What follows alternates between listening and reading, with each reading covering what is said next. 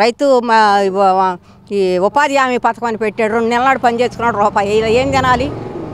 ఏదన్నా రైతు దగ్గర పోతే పని చేస్తే ఇస్తాడు. ఎప్పుడు వేస్తున్నాడు? 2 నెలలు పని చేసి ₹1 వేయలా. ఏం తినాలి? పిల్లల్ని ఏం చదివించుకోవాలి? పిల్లల బస్సులకి ఏం ఫీజులు కట్టుకోవాలి? 2 నెలలు పని చేసి ఇప్పుడు ₹1 వేయలేదు.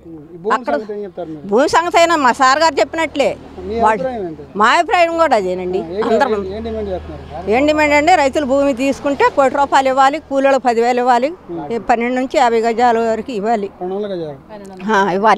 ఆయన మా సార్ గారు చెప్పినట్టే మేము కూడా అట్లా కాదు. ఇప్పుడు మా సార్ గారు చెప్పినట్టే మేము కూడా ఓకే, ఆయన గారు చెప్పినట్లే మేము కూడా అంతే. మమ్మల్ని ఎంత ఇబ్బంది పెడుతున్నారు అక్కడ మంత్రి గారు, అక్కడ అడుగుతున్నారు. మా పరిస్థితి ఏంది ఇక్కడ ఆలోచించట్లేదు. ఇబ్బంది మరి పని చేసుకుంటే డబ్బులు ఇవ్వాలి కదండి.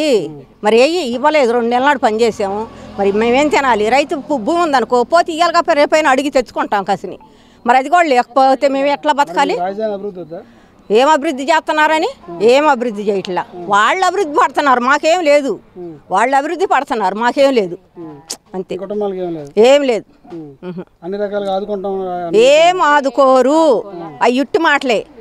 రమ్మను మరి ఏదన్నా మాకు సహాయం చేస్తే పలానా చంద్రబాబు గారు వచ్చాడు మాకు ఈ సహాయం చేశాడని మేము అనుకోగలం.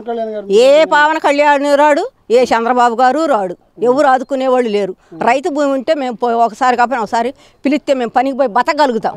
అంతేకాని వాళ్ళు వచ్చి మమ్మల్ని బతికిచ్చే మాట ఉట్టిదే. మాకు పొలం ఉంది, మా పొలాలు తీసుకుంటే మేము ఎలా బతకాల? మాకు 1250 గజాలు ఇచ్చి ₹1 ఇచ్చి మా కింద బతికే రైతు కూలీలకి మేము కూలి చేసుకునేవాళ్ళమే. కూలి పోతాం పొలం ఉండా కూడా. మాకు 10,000 ఇవ్వాలి. అది చంద్రబాబు గారికి ఏం చెప్తారు? ఆల్రెడీ రైతులకు న్యాయం చేస్తాను పక్కన. న్యాయం చేస్తే ఇస్తాము. మేము అడిగింది న్యాయం చేస్తే ఇస్తాం. ఫస్ట్ కూలింగ్ ఎలా ఇచ్చారు అదే టైప్ ఇస్తామంటున్నారు. మాకు అలా ఇస్తే మాకు ఎలా జరిగిద్ది? మాకు ఇప్పుడు అన్ని ఆరోగ్యాలు సరిగా ఉండలేదు. మా పిల్లలు చదువుకోవాలా, మరి మాకు చాలట్లేదుగా. అందుకని మేము ₹1 1250 గజాలు కూలి వాళ్ళకి 10,000 ఇవ్వమని అడుగుతున్నాం.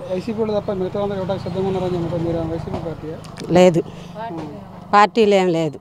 మేము రైతుగా వచ్చాం. అదండి.